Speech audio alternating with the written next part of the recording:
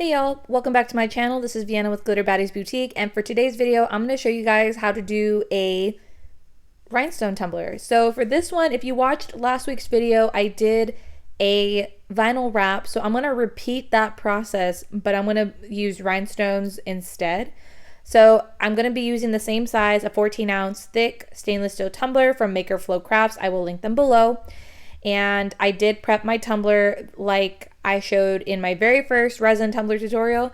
So I just grabbed my sanding sponge and went ahead and sanded this down with my gloves on, of course, as well. If y'all need a full tutorial on prep and resin tumblers in general, y'all can go back to my Resin Tumblers 101 video where I go over all the details and all the things I wish I would have known when I first started doing tumblers. So anyways, after prepping and cleaning my tumbler down, I went ahead and grabbed some vinyl. This one is from Michaels, I believe. I bought it a really long time ago and never used it. So we're finally using it today, probably after like 2 years. Anyways, so like I did in my last video, I'm going to remove a part of the backing, not all of it, just a nice little slice there off the backing. You can see where it's exposed, the vinyl is exposed in the back. And for this one, I'm going to lay it flat where the bottom is facing down, and I'm going to try to line this up. In the first vinyl wrap video that I did last week, I had laid it where the top was facing down. This time I just did it opposite. I had the bottom facing on the table and then lined it up that way. Either way will work. So I'm giving you just another option on how you can line this up, but your end results will still be the same. So again, I'm going to remove the excess vinyl using my X-Acto knife. I kind of found where that layer of vinyl was kind of overlapping from the bottom layer there. And I messed up the first time, but that's okay. We're going to fix that later. So got it as straight as possible. And then I'm going to go in, I removed the foam first, but I went ahead and pulled all that vinyl on the top as tight as possible. And then I'm going to grab my X-Acto knife and remove the excess vinyl there by just running that blade all the way around the rim of the tumbler. And again, keeping that vinyl as tight as possible. You do not want your vinyl to rip, and clean up any excess there. And if you can see here, I had initially painted the bottom. Y'all can ignore that. I did end up going back and repainting this, but I went ahead and grabbed my edger tool and removed the bottom edge there to make sure that it is nice and straight. And you can see where I messed up there, but I painted it just like I did in the last video, taped off my tumbler and repainted the bottom so it would be nice and even. So now we're going in with our first layer of resin or epoxy, and I use my heat gun to apply a little bit of heat while mixing it. I have a video on Resin Tumblers 101 that you can go back and watch the full details of how I do that. And after I've thoroughly mixed it, I go ahead and get my Diamond Dust glitter in Rose from It's Pretty Personal. I will link her below as well. It is a ultra fine dust-like glitter that you add into your epoxy. So it's an epoxy additive just so that I can have a little bit of shimmer on this vinyl and on the bottom.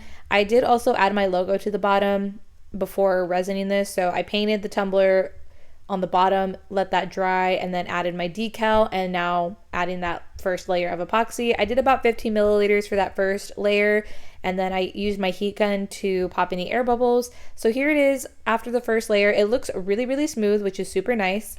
And like I said in the beginning, this is a rhinestone tumbler, so let's get into that part of the video. So here I am sanding down the tumbler, just making sure that it is as smooth as possible, getting those edges and everything. We're going to cover it with rhinestone, so none of that's going to matter. Just don't sand the bottom because we're not going to resin this tumbler anymore, so you want to make sure that that bottom portion is nice and shiny and smooth.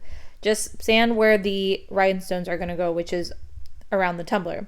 So after I've sanded it down, I grab my rubbing alcohol to wipe down any of the dust particles, and then I'm going to grab my rhinestone tray. This one is my favorite personally. I just like the size, and it's really easy to put my rhinestones back into the jar. The rhinestone size that I'm going to be using are 5 milliliter from It's Pretty Personal. These are the Opalina rhinestones. So they are flat back and transparent, so that way when we put it over the vinyl, you're going to be able to see that. I use Liquid Fusion to adhere my rhinestones. It's my favorite out of the few glues that I have tried. It's the one that works the best for me.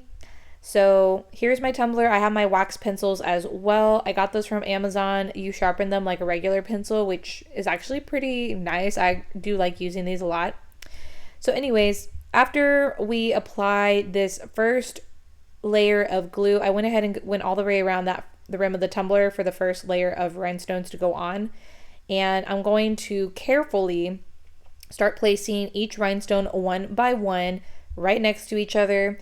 And I did end up leaving a slight gap, the smallest gap between each rhinestone, to make sure that these all fit properly, because you cannot squeeze rhinestones together, and when I did it initially, they don't fit one by one, side by side. So I did go back and I ended up leaving just the tiniest gap between each rhinestone. You can see me adjusting them here.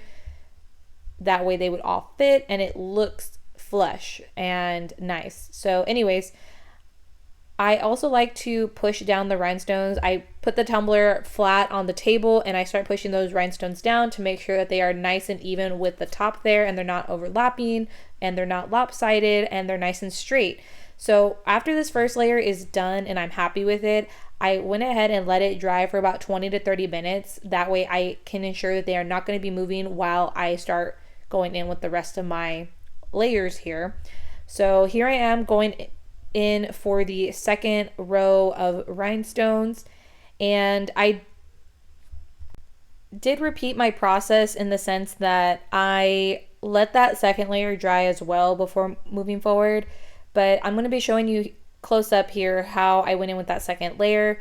So I'm applying each rhinestone again one by one, but I'm placing each stone in between two stones from the first layer. So that's how I do the honeycomb method. It's a very common method of applying your rhinestones, and probably the most common. And it, in my opinion, it's probably the nicest way to adhere rhinestones. It looks fuller, you get full coverage, and it just looks really nice in the end. So I let that first 2-3 layers dry before continuing on.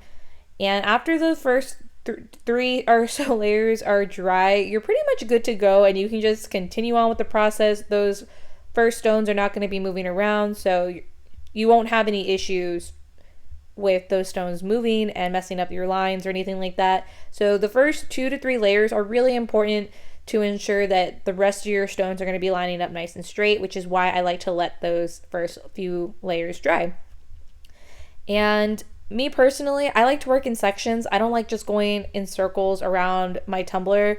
So I will do a small patch of glue and then start applying my rhinestones, because if you're using the honeycomb method, you're only using one size, you're not doing a design, it's a lot easier. But when you start adding designs and everything like that, that's where you start getting into a more complicated process. But this is just a beginner rhinestone tumbler tutorial. It is a great way to learn how to rhinestone and see if this is something you can continue on with. Personally, I don't think I'll ever get into doing any crazy designs. I'm happy with just these transparent rhinestones. But anyways, so I worked in patches and worked around the tumbler, ended up getting it done.